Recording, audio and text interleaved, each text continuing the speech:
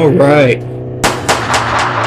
we got a 2006 Z1000. This bike is, if I had one word to describe it, it'd just be whack. This bike is whack.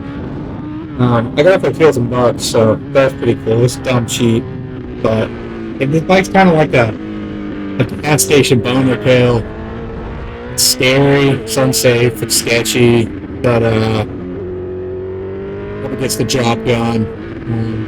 I think it made just like 125 horsepower. I looked it up when I got the bike, but it feels pretty quick for 125 horsepower. You know, granted this bike is pretty old. It's like 18 years old at this point, something like that.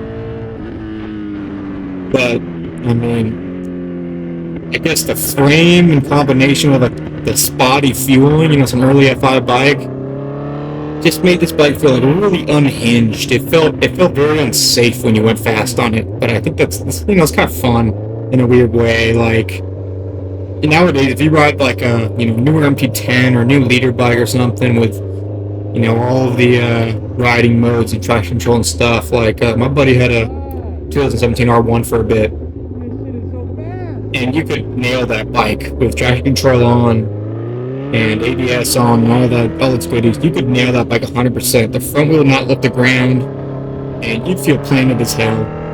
This bike is so far from that, it's not even funny. Like, the front wheel comes up, and the second that front wheel touches back down, you got some head shake for sure. You know, I don't have a steering stabilizer on this, but I remember watching videos before I got this bike, and everyone was being like, yeah, you need a steering stabilizer on that, because the second that front wheel comes down, it's going to shake a bit. I definitely experienced that a bit, but I mean, overall, you know, for $2,000, I think it was a fun little bike to have. And if you're looking at getting one of these, you'd find it cheap.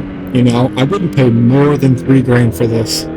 They're definitely cleaner examples. This one was kind of a clapper. There's definitely cleaner bikes though, but you know, for like $2,500 or maybe $3,000 if it's clean, like, why not, man? You know, you had some fun. Put a steering stabilizer on it, get some good rubber, mess with the suspension a little bit, and it'll do the trick.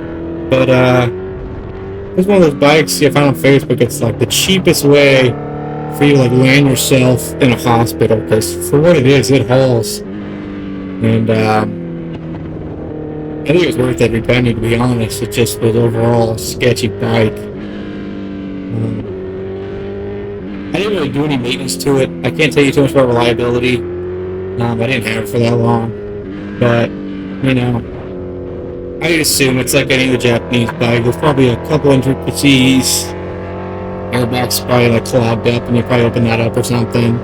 But I don't know. I don't really see a point in throwing money at a cheap bike, given that these are so cheap and old now, you know? Just buy it, change the oil. Every once in a while, put some new tires on it, maybe. Or ride them bald. I mean, when I got this bike, it had a bald-ass Q3 on it. And I just rode it as is. Didn't have such big chicken strips. The only part was bald was really the flat part of the tire we drive when you're going straight. But, it's a good bike overall, man. I don't know. You know, I don't got any qualms with it, really. It is what it is. It's just kind of a bike no one really knows about. No one gives a shit about. And, maybe it's deserving of that title. Maybe not. I don't know.